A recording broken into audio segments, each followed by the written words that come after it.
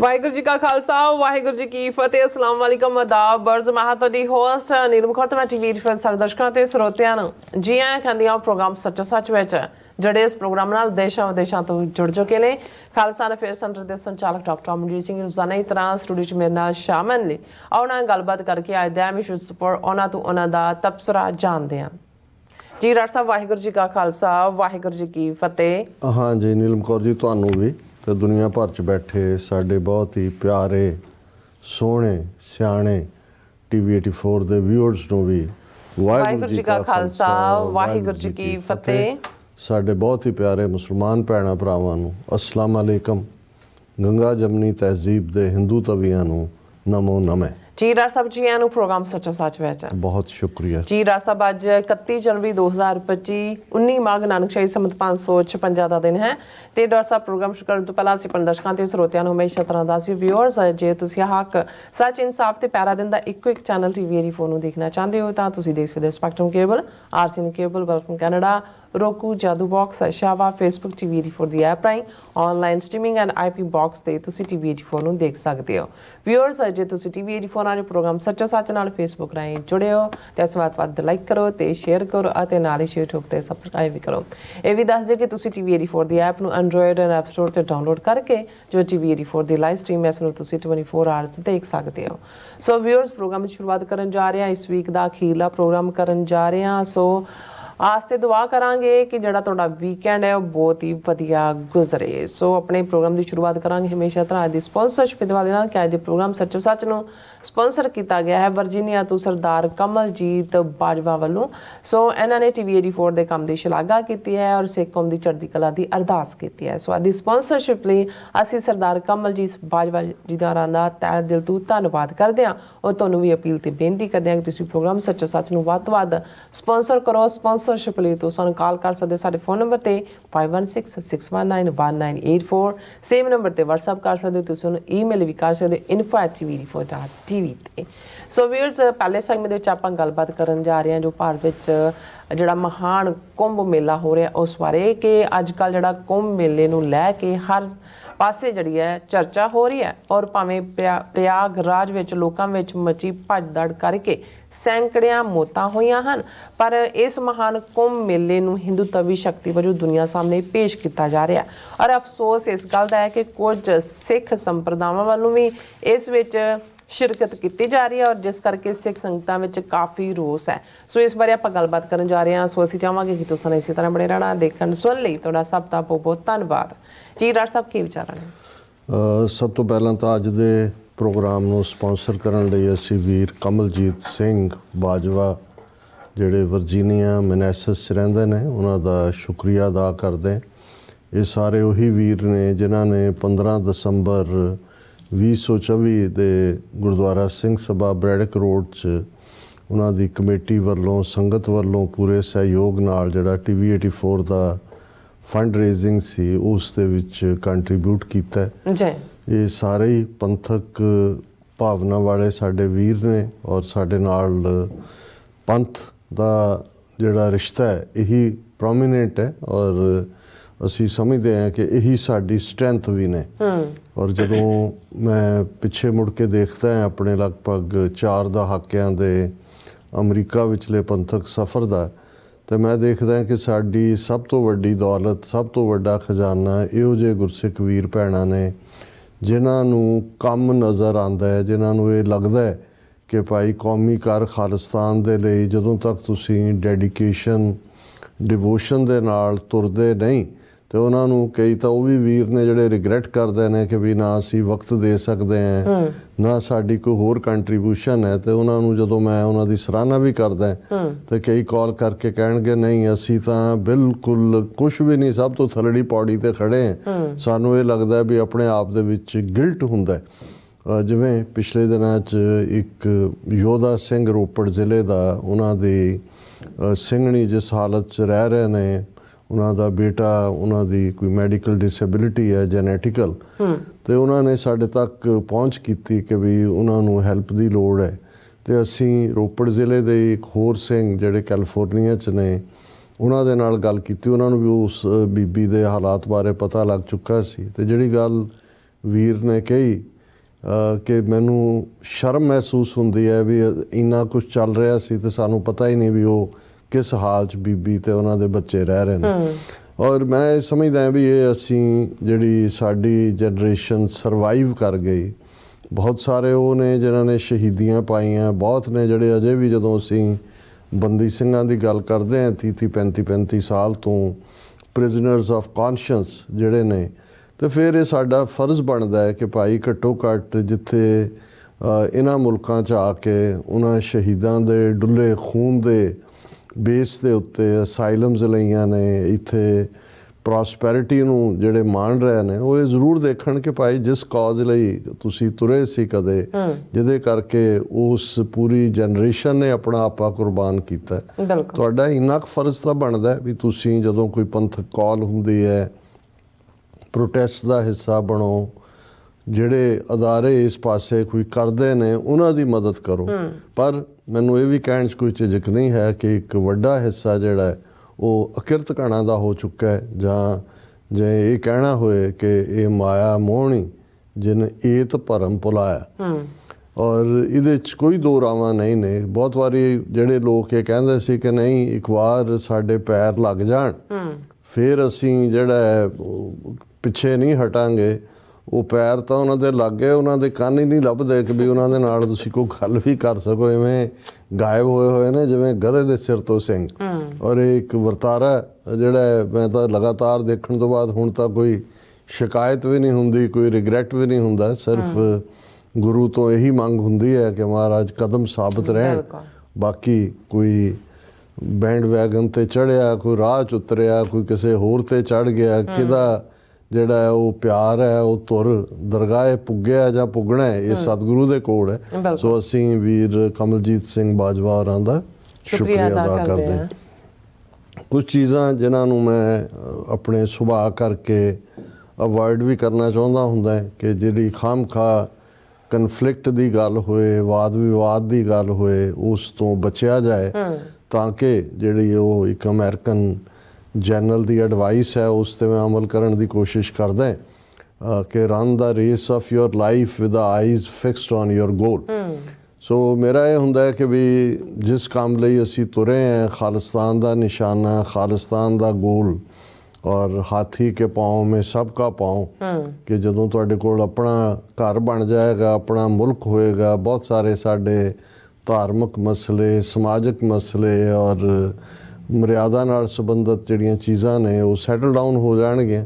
ਪਰ ਫਿਰ ਵੀ ਕੋਈ ਨਾ ਕੋਈ ਇਸ਼ੂ ਇਸ ਕਿਸਮ ਦਾ ਜਦੋਂ ਕੰਢਿਓਂ ਬਾਹਰ ਹੋ ਜਾਂਦਾ ਹੈ ਤੇ ਫਿਰ ਉਸ ਦੇ ਉੱਤੇ ਮੈਨੂੰ ਇਹ ਲੱਗਦਾ ਹੁੰਦਾ ਹੈ ਕਿ ਵੀ ਜੇ ਸਾਡੇ ਬਹੁਤ ਸਾਰੇ ਵੀਰ ਭੈਣਾਂ ਉਹ ਸਾਰੇ ਨੂੰ ਲੈ ਕੇ ਚਿੰਤਤ ਨੇ ਜਾਂ ਸਾਡੀ ਰਾਏ ਵੀ ਜਾਣਨਾ ਚਾਹੁੰਦੇ ਨੇ, ਤੇ ਅਸੀਂ ਜੇ ਉਸ ਤੋਂ ਐਸਕੇਪ ਕਰਦੇ ਹਾਂ ਤੇ ਫਿਰ ਜਿਹੜਾ ਹੈ ਇਹ ਸ਼ਾਇਦ ਜਿਹੜਾ ਹੈ ਇਹ ਬਹੁਤੀ ਠੀਕ ਪਹੁੰਚ ਨਾ ਹੋਏ।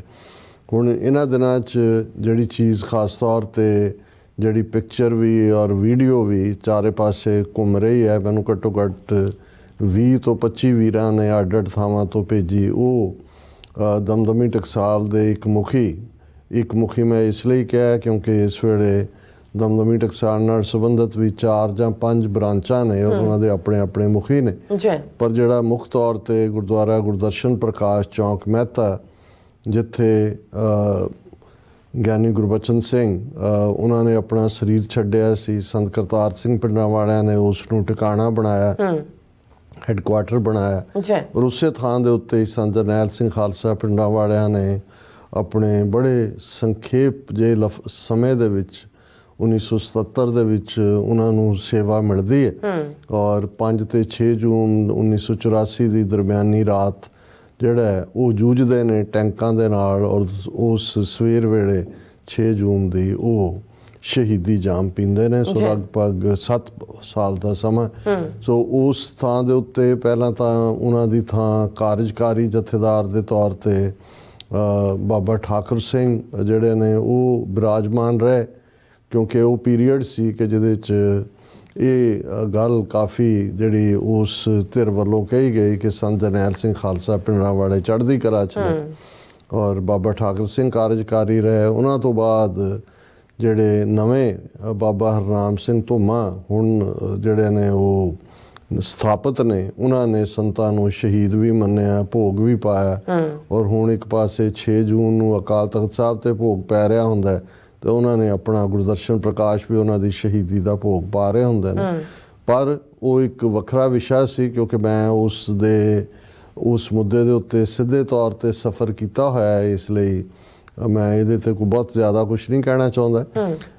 ਲੇਕਿਨ ਹੁਣ ਜਿਸ ਕਰਕੇ ਬਾਬਾ ਹਰਨਾਮ ਸਿੰਘ ਧੁੰਮਾ ਜਾਂ ਉਸ ਦੀ ਵਜ੍ਹਾ ਕਰਕੇ ਬਾਕੀ ਸਾਰਾ ਇਸ਼ੂ ਹੈ ਕਿ ਵੀ ਹਰਨਾਮ ਸਿੰਘ ਧੁੰਮਾ ਆਪਣੇ ਸਾਥੀ ਕੁਝ ਸਿੰਘਾਂ ਦੇ ਨਾਲ ਉਸ ਕੁੰਭ ਪ੍ਰਯਾਗ ਵਾਲੇ ਮੇਲੇ ਤੇ ਉਸ ਨਿਸ਼ਾਂਤ ਸ਼ਰਮੇ ਦੇ ਨਾਲ, ਜਿਸ ਨੂੰ ਜਗਤਾਰ ਸਿੰਘ ਹਵਾਰਾ ਨੇ ਥੱਪੜ ਮਾਰ ਕੇ ਘੁਮਾਇਆ ਸੀ, ਔਰ ਕ੍ਰਿਮੀਨਲ ਸ਼ਿਵ ਸੈਨਿਕ ਔਰ ਹਿੰਦੂਤਵੀ, ਉਸ ਪੂਰੇ ਗਰੁੱਪ ਦੇ ਨਾਲ ਉਹ ਜਾ ਕੇ ਉੱਥੇ ਪ੍ਰਯਾਗਰਾਜ, ਜਿੱਥੇ ਪ੍ਰਯਾਗਰਾਜ ਦਾ ਇਸ ਗੱਲ ਦਾ ਧਿਆਨ ਰਿਹਾ ਕਿ ਵੀ ਇਸ ਨੂੰ ਸੰਗਮ ਵੀ ਕਹਿੰਦੇ ਨੇ 3 ਦਰਿਆਵਾਂ ਦਾ। 3 ਤਾਂ ਸਰਸਵਤੀ ਦਾ ਐਗਜ਼ਿਸਟ ਨਹੀਂ ਕਰਦੀ, ਪਰ ਗੰਗਾ ਤੇ ਜਮਨਾ ਦੋਵੇਂ ਆ ਕੇ ਉੱਥੇ ਮਿਲਦੀਆਂ ਨੇ। ਦੋਨਾਂ ਦੇ ਆਪਣੇ ਰੰਗ, ਹਾਲਾਂ ਉਹਨਾਂ ਦਾ ਨਦੀਆਂ ਦਾ ਸੰਗਮ ਅਸੀਂ ਕਹਿੰਦੇ ਹੀ ਮੇਲ ਨੂੰ ਹੈ, ਇਸ ਲਈ ਉਹਨੂੰ ਸੰਗਮ ਕਿਹਾ ਜਾਂਦਾ ਹੈ। ਹਾਲਾਂ ਉਹਨਾਂ ਦੇ ਪਾਣੀਆਂ ਦੇ ਰੰਗ ਵੱਖੋ ਵੱਖਰੇ ਨੇ, ਲੇਕਿਨ ਉਹਨਾਂ ਦਾ ਜਿਹੜਾ ਉੱਥੇ ਆਪਸੀ ਮਿਲਣ ਹੁੰਦਾ। ਔਰ ਇਹ ਉਹਦਾ ਨਾਂ, ਸ਼ਹਿਰ ਦਾ ਨਾਂ ਤਾਂ ਇਲਾਹਾਬਾਦ ਹੈ। ਹੁਣ ਯੋਗੀ ਆਦਿੱਤਿਆਨਾਥ ਦੀ ਸਰਕਾਰ ਨੇ ਈਵਨ ਉਸ ਦਾ ਨਾਂ ਵੀ ਪ੍ਰਯਾਗਰਾਜ ਰੱਖ ਦਿੱਤਾ ਹੈ। ਔਰ ਇਸ ਮੌਕੇ ਦੇ ਉੱਤੇ ਜਿਹੜਾ ਖਾਸ ਤੌਰ 'ਤੇ ਜਦੋਂ ਅਸੀਂ ਕੁੰਭ ਦੀ ਗੱਲ ਕਰਾਂਗੇ, ਔਰ ਇਸ ਦਾ ਗੁਰਮਤ ਨਾਲ ਜਾਂ ਅਦਰਵਾਈਜ਼ ਦਾ ਕੋਈ ਵਾਸਤਾ ਨਹੀਂ ਹੈ, ਪਰ ਜਦੋਂ ਇਸ ਕਿਸਮ ਦਾ ਜਿਹੜਾ ਉਹ ਕਰਮਕਾਂਡ ਜਾਂ ਇਸ ਕਿਸਮ ਦਾ ਜਿਹੜਾ ਸਨਾਤਨੀ ਕਿਸਮ ਦਾ ਵਰਤਾਰਾ ਹੁੰਦਾ ਤੇ ਜ਼ਾਹਰ ਹੈ ਵੀ ਇਹ ਸਾਡੀ ਇਹ ਸਾਰੀ ਜਨਰੇਸ਼ਨ ਨੇ ਤਾਂ ਸੰਤ ਪਿੰਡਾਂ ਵਾਲਿਆਂ ਰਾਹੀਂ ਜਿਹੜਾ ਖਾਲਸੇ ਦੇ ਪਰਪੱਕ ਜਿਹੜਾ ਨਿਵੇਕਲਾਪਨ ਹੈ, ਨਿਰਾਲਾਪਨ ਹੈ, ਔਰ ਗੁਰੂ ਦੀ ਹਦਾਇਤ ਕਿ ਜਬ ਲਗ ਖਾਲਸਾ ਰਹੇ ਨਿਆਰਾ ਤਬ ਲਗ ਤੇਜ ਦਿਓ ਮੈਂ ਸਾਰਾ, ਜਾਬੇ ਗਹਿ ਵਿਪਰਨ ਕੀ ਰੀਤ ਮੈਂ ਨਾ ਕਰੋ ਇਨਕੀ ਪ੍ਰਤੀਤ, ਕਿ ਵੀ ਵਿਪਰ ਦੇ ਮਗਰ ਨਹੀਂ ਜਾਣਾ। ਤੇ ਇਹ ਬਹੁਤਿਆਂ ਨੂੰ ਬਾਦਰ ਵੀ ਕਰ ਰਿਹਾ ਵੀ ਇਹ ਵਿਪਰ ਵਾਲੇ ਕੰਮ 'ਚ ਜਾ ਕੇ ਉੱਥੇ ਮਹਾਕੁੰਭ 'ਚ ਨਹਾਉਣ ਦਾ ਕੀ ਕੰਮ ਹੈ। ਉਸ ਤੋਂ ਪਹਿਲਾਂ ਵੀ ਅਸੀਂ ਇਹ ਦੇਖਦੇ ਹਾਂ ਕਿ ਕੁਛ ਇਸ ਕਿਸਮ ਦਾ ਪਾਰਟ ਰਿਹਾ, ਪਰ ਅਸੀਂ ਆਪਣੇ ਆਪ ਨੂੰ ਥੋੜ੍ਹਾ ਇਹ ਸਾਰੀ ਡਿਬੇਟ ਤੋਂ ਪਾਸੇ ਹੀ ਰੱਖਿਆ।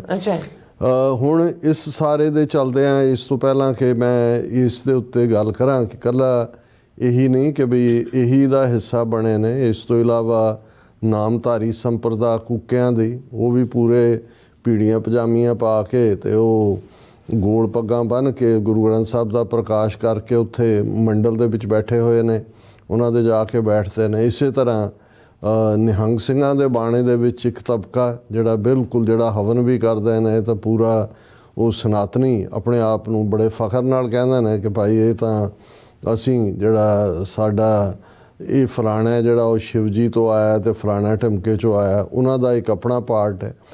ਹਾਲਾਂ ਮੈਂ ਇਸ ਬਾਰੇ ਗੱਲ ਕਰਾਂਗਾ ਕਿ ਵੀ 2 ਜਿਹੜੇ ਸੈਕਟ, ਜਿਨ੍ਹਾਂ ਨੂੰ ਸਿੱਖਾਂ ਦੇ ਸੈਕਟ ਕਰਕੇ ਜਾਣਿਆ ਜਾਂਦਾ ਹੈ, ਹਾਲਾਂ ਉਹਨਾਂ ਦਾ ਬਹੁਤ ਸਾਰਾ ਜਿਹੜਾ ਉਹਨਾਂ ਦਾ ਸਾਰਾ ਸਟਾਈਲ ਹੈ ਜਾਂ ਕਲਟਸ ਨੇ, ਉਹ ਸਨਾਤਨੀ ਹਿੰਦੂ ਮਤ ਨੂੰ ਹੀ ਪ੍ਰਣਾਏ ਹੋਏ ਨੇ।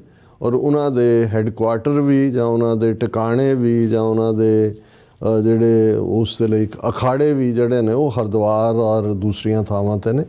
ਉਹਨਾਂ ਦੇ ਵਿੱਚ ਇੱਕ ਉਦਾਸੀਨ ਅਖਾੜਾ ਹੈ ਔਰ ਇੱਕ ਨਿਰਮਲਾ ਅਖਾੜਾ ਹੈ।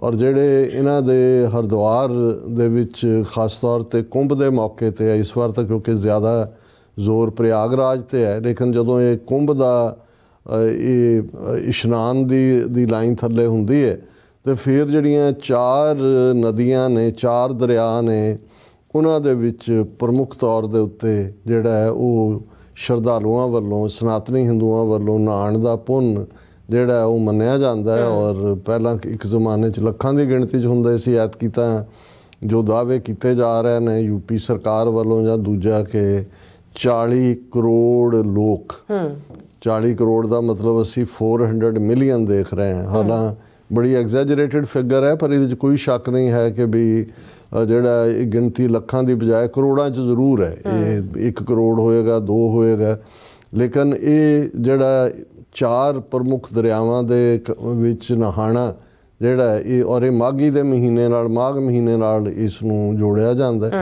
ਹਾਲਾਂ ਜਦੋਂ ਇਹਨੂੰ ਗ੍ਰਹਿ ਚਾਲ ਦੇ ਨਾਲ ਜਾਂ ਸੋਲਰ ਸਿਸਟਮ ਨਾਲ ਜੋੜ ਕੇ ਦੇਖਿਆ ਜਾਂਦਾ ਤੇ ਫਿਰ ਖਾਸ ਤੌਰ ਤੇ ਜਿਹੜਾ ਜੁਪੀਟਰ ਹੈ ਉਸ ਦੀ ਚਾਲ ਦੇ ਨਾਲ ਔਰ ਇਸ ਨੂੰ ਜਿਹੜਾ ਹਾਲਾਂ ਪੰਜਾਬੀ ਜਦੋਂ ਅਸੀਂ ਜ਼ੁਬਾਨ ਦੇ ਵਿੱਚ ਦੇਖਦੇ ਹਾਂ 2 ਅਖਾਣ ਬੜੇ ਮਸ਼ਹੂਰ ਰਹੇ ਨੇ। ਇੱਕ ਤਾਂ ਇਹ ਕਿ 12 ਸਾਲੀ ਰੂੜੀ ਦੀ ਵੀ ਸੁਣੀ ਜਾਂਦੀ ਹੈ। ਹੁਣ ਜ਼ਾਹਰ ਹੈ ਰੂੜੀ ਪਿੰਡਾਂ ਦੇ ਬਾਹਰ ਉਸ ਗਾਰਬੇਜ ਹੁੰਦਾ ਲੇਕਿਨ ਇਹ ਹੁੰਦਾ ਵੀ ਇੱਕ ਸਟੇਜ ਇਹ ਕਹਿਣ ਦਾ ਮਤਲਬ ਇਹ ਹੁੰਦਾ ਵੀ ਜਿਹੜਾ ਜਿੰਨਾ ਮਰਜ਼ੀ ਆਪਣੇ ਆਪ ਨੂੰ ਜਿਹੜਾ ਉਹ ਅਨਲੱਕੀ ਸਮਝੇ ਬਦਕਿਸਮਤ ਸਮਝੇ ਉਹਨੂੰ ਹੌਸਲਾ ਦੇਣ ਲਈ ਹੁੰਦਾ ਵੀ ਕੋਈ ਗੱਲ ਨਹੀਂ ਹੈ। ਮਤਲਬ ਇਹ ਹੈ ਵੀ 12 ਸਾਲਾਂ ਬਾਅਦ ਕੋਈ ਚੰਗਾ ਸਰਪੰਚ ਆ ਜਾਂਦਾ ਹੋਣਾ ਕਹਿੰਦਾ ਹੋਣਾ ਵੀ ਰੂੜੀਆਂ ਚਕਾਓ ਇੱਥੋਂ ਤੇ ਉਸ ਤੋਂ ਇਹ ਹੋ ਗਿਆ ਕਿ ਜੀ 12 ਸਾਲੀ ਰੂੜੀ ਦੇ ਵੀ ਸੁਣੀ ਜਾਂਦੀ ਹੈ। ਤੇ ਇੱਕ ਅਖਾਣ ਹੋਰ ਕਿ ਵੀ ਇਹ ਕਿਹੜਾ ਕੁੰਭ ਦਾ ਮੇਲਾ ਜਿਹੜਾ 12 ਸਾਲੀ ਹੋਣਾ। ਸੋ ਇਹਦਾ ਮਤਲਬ ਇਹ ਹੈ ਕਿ ਵੀ ਘੱਟੋ ਘੱਟ ਹਾਲਾਂ ਜਦੋਂ ਮੈਂ ਇਸ ਸਾਰੇ ਟੌਪਿਕ ਨੂੰ ਰਿਸਰਚ ਕਰ ਰਿਹਾ ਸੀ ਕਿ ਵੀ ਇਹਦੀ ਸ਼ੁਰੂਆਤ ਕੀ ਹੋਈ, ਹਾਲਾਂ ਇਸ ਨੂੰ ਕੁਛ ਜਿਹੜੇ ਸੋਰਸਿਸ ਨੇ ਜਿਹੜੇ ਹਿੰਦੂਤਵੀ ਸੋਰਸਿਸ ਨੇ ਉਹ 8ਵੀਂ ਸਦੀ 'ਚ ਆਦਿ ਸ਼ੰਕਰਾਚਾਰੀਆ ਜਿਹਨੂੰ ਕਿਹਾ ਜਾਂਦਾ, ਜਿਹਨੂੰ ਮੈਂ ਅਕਸਰ ਕੱਲ੍ਹ ਜਦੋਂ ਗਾਂਧੀ ਦੀ ਗੱਲ ਵੀ ਮੈਂ ਕੀਤੀ ਸੀ ਤਾਂ ਮੈਂ ਕਿਹਾ ਵੀ ਸ਼ੰਕਰਾ ਨਾਂ ਦਾ ਨੰਬੂਦਰੀ ਜਾਤ ਦਾ ਬ੍ਰਾਹਮਣ ਜਿਹੜਾ ਕੇਰਲਾ ਦੇ ਵਿੱਚ ਪੈਦਾ ਹੋਇਆ ਤੇ ਜਿਸ ਨੇ ਸ਼ਾਸਤਰ ਤੇ ਸ਼ਸਤਰ ਦੋਨਾਂ ਦੇ ਨਾਲ ਜਿਹੜਾ ਬੁੱਧ ਧਰਮ ਦਾ ਸਫਾਇਆ ਕੀਤਾ ਔਰ ਉਹਦਾ ਫਾਰਮੂਲਾ ਹੀ ਸੀ ਕਿ ਪਹਿਲੇ ਸ਼ਾਸਤਰ ਸੇ ਮਾਰੋ, ਅਗਰ ਬਚ ਜਾਏ तो फिर शस्त्र से मारो। सो ये जड़ा शंकरा 8वीं सदी च होया है और कुछ सोर्सिस का यह कहना है कि भी ये जड़ा कुंभ दे मेले की शुरुआत है ਜਾਂ ਗੈਦਰਿੰਗ ਦੀ ਸ਼ੁਰੂਆਤ ਹੈ ਜਾਂ ਮਾਘੀ ਦੇ ਨਾਲ ਜੋੜ ਕੇ ਦੇ ਇਸ਼ਨਾਨ ਦੀ ਸ਼ੁਰੂਆਤ ਹੈ ਇਹ ਸ਼ੰਕਰਾ ਦੇ ਜ਼ਮਾਨੇ 'ਚ ਹੋਈ। ਔਰ ਇਹ ਕ੍ਰੈਡਿਟ ਵੈਸੇ ਸ਼ੰਕਰਾਚਾਰੀਆ ਨੂੰ ਜਾਂਦਾ ਹੈ ਕਿ ਉਹਨੇ ਜਿਹੜੀਆਂ ਇਹ ਚਾਰੋਂ ਕੋਨਿਆਂ ਦੇ ਵਿੱਚ ਭਾਰਤ ਦੇ ਹਿੰਦੂਆਂ ਦੇ ਵੱਡੇ ਜਿਹੜੇ ਮੱਠ ਬਣਾਏ ਸ਼ੰਕਰਾ ਦੇ। ਔਰ ਹੁਣ ਵੀ ਜਿਹੜਾ ਇਹ ਸ਼ੰਕਰਾਚਾਰੀਆ ਆਚਾਰੀਆ ਜਿਹੜਾ ਸੰਸਕ੍ਰਿਤ ਦਾ ਲਫ਼ਜ਼ ਹੈ ਜਿਹਦਾ ਮਤਲਬ ਗ੍ਰੇਟ ਟੀਚਰ ਹੁੰਦਾ ਹੈ। ਔਰ ਸ਼ੰਕਰਾ ਨੇ ਇਨਫੈਕਟ ਬੇਸ਼ੱਕ ਜਦੋਂ ਅਸੀਂ ਹਿੰਦੂ ਧਰਮ ਦੇ ਅੱਡ ਅੱਡ ਰੂਪ ਦੇਖਦੇ ਹਾਂ ਤੇ ਬੇਸ਼ੱਕ ਉਹਦਾ ਬੇਸ ਵੇਦ ਹੈ, ਰਿਗ ਸ਼ਾਮ ਯਜੁਰ ਅਥਰਵ 4 ਵੇਦ ਨੇ, 6 ਸ਼ਾਸਤਰ ਨੇ। ਫਿਰ ਉਹਨਾਂ ਵੇਦਾਂ ਦੀ ਇੰਟਰਪ੍ਰੀਟੇਸ਼ਨ ਜਿਹੜੀ ਹੈ ਉਹ ਸਿਮਰਤੀਆਂ ਨੇ ਜਿਨ੍ਹਾਂ ਦੇ ਵਿੱਚ ਮਨੂ ਸਿਮਰਤੀ ਉਹਨਾਂ ਦਾ ਹਿੰਦੂ ਕੋਡ ਹੈ, ਲਾਅ ਹੈ। ਇਸੇ ਤਰ੍ਹਾਂ ਜਿਹੜੇ ਉਪਨਿਸ਼ਦ ਨੇ ਉਹ ਫਰਦਰ ਉਹਦੇ ਇੰਟਰਪ੍ਰੀਟੇਸ਼ਨ। ਔਰ ਜਿਹੜਾ ਹਿੰਦੂ ਧਰਮ ਅੱਜ ਪ੍ਰੈਕਟਿਸ ਕੀਤਾ ਜਾਂਦਾ ਹੈ ਔਰ ਮੈਨੂੰ ਨਹੀਂ ਲੱਗਦਾ ਵੀ ਸ਼ੰਕਰਾ ਨਾਲ ਇਹ ਸਾਰਾ ਇਸ਼ਨਾਨ ਜਾਂ ਦੂਜੇ ਤੀਜੇ ਦਾ ਪਾਰਟ ਜੋੜਿਆ ਗਿਆ ਹੋਏ ਕਿਉਂਕਿ ਸ਼ੰਕਰਾ ਨੇ ਜਿਹੜਾ ਅਦਵੈਤਵਾਦ ਦੀ ਗੱਲ ਕੀਤੀ। ਇਹ ਜਿਹੜਾ ਜਿਹੜੇ ਅਵਤਾਰਾਂ ਦੇ ਨਾਲ ਜੁੜਿਆ ਹੋਇਆ ਹਿੰਦੂ ਧਰਮ ਹੈ, ਰਾਮ ਕ੍ਰਿਸ਼ਨ ਜਾਂ ਇਹ ਉਹਨਾਂ ਦੇ ਅਵਤਾਰ, ਇਹ ਪੁਰਾਣਾਂ ਦੇ ਨਾਲ ਆਏ, ਸ਼ਾਇਦ 22 ਪੁਰਾਣ ਨੇ। ਔਰ ਉਹਨਾਂ ਦਾ ਜਿਹੜਾ ਇਹ ਸਾਰਾ ਪਾਰਟ ਜਦੋਂ ਅਸੀਂ ਦੇਖਦੇ ਹਾਂ ਤੇ ਇਸ ਦੇ ਉੱਤੇ ਜੇ ਅਸੀਂ ਵੇਦਾਂ ਦੇ ਬੇਸ 'ਤੇ ਗੱਲ ਕਰੀਏ ਤਾਂ ਫਿਰ ਜਿਹੜਾ ਮੈਨੂੰ ਕਬੀਰ ਸਾਹਿਬ ਦਾ ਇਹ ਸ਼ਲੋਕ ਮੇਰੀਆਂ ਯਾਦਾਂ 'ਚ ਆ ਰਿਹਾ ਹੈ ਕਿ ਮਾਏ ਕਬੀਰ ਮਾਏ ਮੁੰਡੋ ਤਹਿ ਗੁਰੂ ਕੀ ਜਾਂ ਤੇ ਭਰਮ ਨਾ ਜਾਏ ਆਪ ਡੂਬੇ ਚੌ ਬੇਦ ਮੇਂ ਚੇਲੇ ਦੀਏ ਬਹਾਏ। ਕਿ ਵੀ ਉਸ ਗੁਰੂ ਦੀ ਮਾਂ ਦਾ ਸਿਰ ਮੁੰਨ ਦਿਓ, ਮਾਏ ਮੁੰਡੋ ਤਿਸ ਗੁਰੂ ਕੀ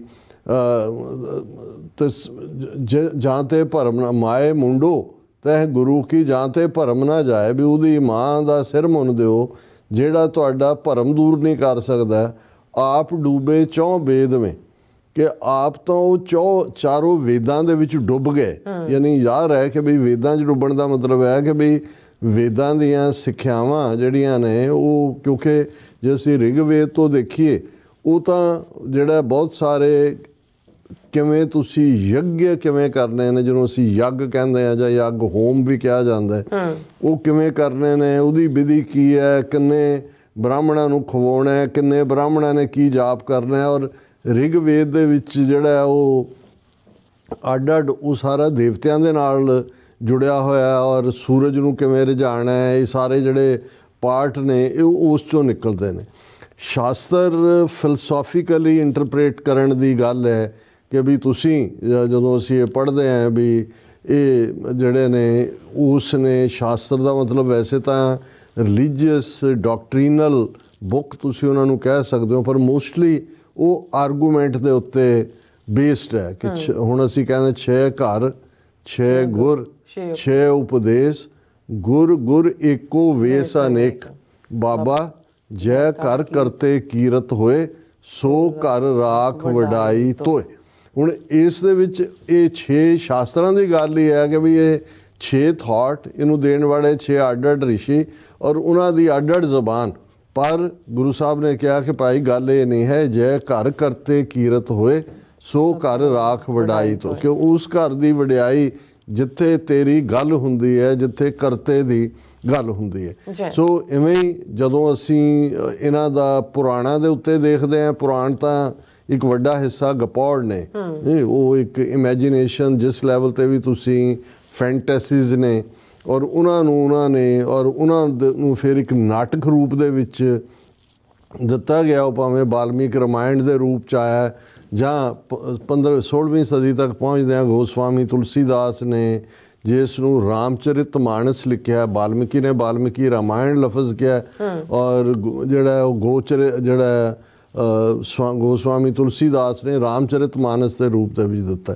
ਪਰ ਇਹ ਕਿਉਂਕਿ ਇਮੈਜੀਨੇਸ਼ਨ ਲੋਕਾਂ ਨੂੰ ਤੁਸੀਂ ਉਸ ਕਿਸਮ ਦੇ ਭਰਮ ਜਾਲ ਦੇ ਵਿੱਚ, ਕਰਮ ਕਾਂਡ ਦੇ ਵਿੱਚ, ਔਰ ਹਰ ਇੱਕ ਦੇ ਵਿੱਚ ਜਿਹੜਾ ਟੌਪ ਸਟੇਟਸ ਹੈ ਉਹ ਤਾਂ ਮਨੂ ਸਮ੍ਰਿਤੀ ਰਾਹੀਂ ਪਹਿਲਾਂ ਹੀ ਬ੍ਰਾਹਮਣ ਦਾ ਹੈ, ਔਰ ਬ੍ਰਾਹਮਣ ਕਸ਼ਤਰੀ ਵੈਸ਼ ਸ਼ੂਦਰ ਸੁਸਾਇਟੀ ਨੂੰ ਡਿਵਾਈਡ ਕਰਕੇ ਫਿਰ ਤੁਸੀਂ ਉਸ ਪਾਸੇ ਨੂੰ ਤੋਰ ਦਿੱਤਾ ਹੈ ਜਿੱਥੇ ਉਹਨਾਂ ਦੇ ਅੱਡ-ਅੱਡ ਦੇਵਤੇ ਬਣਾ ਦਿੱਤੇ ਨੇ। ਜਿਹਨਾਂ ਦੀ ਗਿਣਤੀ 33 ਕਰੋੜ ਹੁੰਦੀ, ਕਿਉਂਕਿ ਹਰ ਚੀਜ਼ ਦਾ ਦੇਵਤਾ ਹੈ। ਔਰ ਇਹ ਵੀ ਹੈਰਾਨੀ ਨਹੀਂ ਹੋਣੀ ਚਾਹੀਦੀ ਵੀ ਜੇ ਗੁਰਬਤ, ਗਰੀਬੀ ਜਿਹੜਾ ਇਸ ਸਾਰੇ ਸਿਸਟਮ ਦਾ ਜਿਹੜਾ ਵਰਣ ਆਸ਼ਰਮ ਚੋਂ ਨਿਕਲਿਆ, ਜਿਹਨੇ ਇਨਸਾਨ ਦੇ ਨਾਲ ਵਿੱਥ ਪਾਈ, ਨਫ਼ਰਤ ਪੈਦਾ ਕੀਤੀ, ਉਸ ਸਮਾਜ 'ਚ ਕੋਈ ਪ੍ਰੋਗਰੈਸ ਤਾਂ ਹੋਣੀ ਨਹੀਂ ਸੀ, ਗੁਰਬਤ ਹੀ ਹੋਣੀ ਸੀ, ਗਰੀਬੀ ਹੋਣੀ ਸੀ।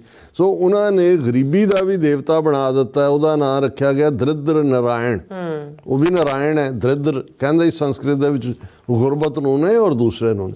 ਸੋ ਇਹ ਇਸ ਕਿਸਮ ਦਾ ਉਹਨਾਂ ਨੇ ਗੋਰਖ ਧੰਦਾ ਬਣਾ ਦਿੱਤਾ ਹੈ। ਹੁਣ ਗੋਰਖ ਧੰਦਾ ਵੀ ਇੱਕ ਖੂਬਸੂਰਤ ਲਫ਼ਜ਼ ਹੈ, ਕਿਉਂਕਿ ਇਸ ਸਾਰੇ 'ਚੋਂ ਜਦੋਂ ਬ੍ਰਾਹਮਣਵਾਦ ਨੂੰ ਬੁੱਧ ਨੇ ਚੈਲੰਜ ਕੀਤਾ ਅਤੇ ਆਪਸੀ ਉਹਨਾਂ ਦੇ ਜਿਹੜੇ ਨੇ ਉਹ ਬੜੂਏ ਫਸੇ ਹੋਏ ਸੀ, ਅਤੇ ਉਦੋਂ ਇੱਕ ਗੋਰਖਨਾਥ ਮਛੰਦਰਨਾਥ ਨਿਕਲੇ ਜਿਨ੍ਹਾਂ ਨੇ ਯੋਗਾ ਸਿਸਟਮ ਦਿੱਤਾ। 3-4 ਸਦੀਆਂ ਇਹਨਾਂ ਦਾ ਬੋਲਬਾਲਾ ਰਿਹਾ, ਅਤੇ ਇਹਨਾਂ ਨੇ ਇਸ ਕਿਸਮ ਦਾ ਹੱਠ ਯੋਗਾ ਔਰ ਉਹ ਦੂਜਾ ਦਿੱਤਾ ਵੀ ਆਮ ਪੰਜਾਬੀ 'ਚ ਹੋ ਗਿਆ ਕਿ ਭਾਈ ਇਹ ਇੱਕ ਗੋਰਖ ਧੰਦਾ ਹੈ। ਹੁਣ ਗੋਰਖ ਧੰਦੇ ਦਾ ਮਤਲਬ ਹੈ ਕਿ ਵੀ ਜਿਹਨੂੰ ਪ੍ਰੋਫੈਸਰ ਮੋਹਨ ਸਿੰਘ ਨੇ ਇਹਨੂੰ ਫਿਰ ਈਵਨ ਰੱਬ ਦੇ ਉੱਤੇ ਹੀ ਸਵਾਲ ਚੁੱਕਦੇ ਆ ਜਦੋਂ ਇਹ ਕਿਹਾ ਕਿ ਰੱਬ ਇੱਕ ਗੁੰਝਲਦਾਰ ਬੁਝਾਰਤ, ਰੱਬ ਇੱਕ ਗੋਰਖ ਧੰਦਾ, ਖੋਲਣ ਲੱਗਿਆ ਪੇਚ ਇਸ ਦੇ ਕਾਫਰ ਹੋ ਜਾਏ ਬੰਦਾ।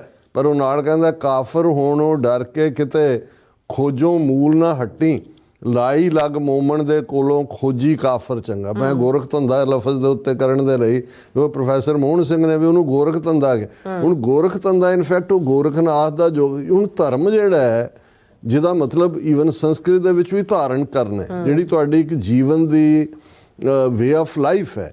ਔਰ ਗੁਰਮਤ ਸਿਧਾਂਤ ਨੇ ਇਹ ਸਾਰੇ ਨੂੰ ਜਿਹੜਾ ਵੇਦ ਸ਼ਾਸਤਰ, ਸਿਮਰਤੀਆਂ, ਪੁਰਾਣਾਂ 'ਤੇ ਆਧਾਰਿਤ ਬ੍ਰਾਹਮਣ ਮਤ ਆਲਰੇਡੀ ਐਗਜ਼ਿਸਟ ਕਰਦਾ ਸੀ, ਉਹਨੂੰ ਨੈਗੇਟ ਕੀਤਾ। ਜਿਹੜਾ ਯੋਗ ਦੇ ਨਾਲ ਜੋੜਿਆ ਹੋਇਆ ਸਾਰਾ ਪਾਠ ਸੀ, ਗੋਰਖ ਧੰਦਾ ਸੀ, ਔਰ ਦੂਸਰਾ ਸੀ। ਔਰ ਜੇ ਤੁਸੀਂ ਸਿੱਧ ਕੋਸ਼ਟ ਬਾਣੀ ਗੁਰੂ ਨਾਨਕ ਸਾਹਿਬ ਦੀ ਪੜ੍ਹੋ, ਕਿਉਂਕਿ ਸਿੱਧ, ਜੋਗੀ, ਬ੍ਰਹਮਚਾਰੀ, ਸੰਨਿਆਸੀ ਇਹ ਸਾਰੇ ਉਸੇ ਹੀ ਕੈਟਾਗਰੀ ਦੇ ਸੀ। ਜਿਹੜਾ ਕੋਈ ਅਚਲ ਵਟਾਲੇ ਬੈਠਾ ਹੈ, ਕੋਈ ਗੋਰਖ ਮਤੇ ਬੈਠਾ ਹੈ ਜਿੱਥੇ ਅੱਜ ਨਾਨਕ ਮਤ ਹੈ, ਕੋਈ ਹਿਮਾਲਿਆ ਦੀ ਪਹਾੜੀ 'ਤੇ ਬੈਠਾ ਹੈ, ਕੋਈ ਮਨੀਕਰਨ ਬੈਠਾ ਹੋਏਗਾ, 4 ਚੁਫੇਰੇ ਉਹਨਾਂ ਦੇ ਨਾਲ ਹੀ ਡਿਬੇਟ ਸੀ।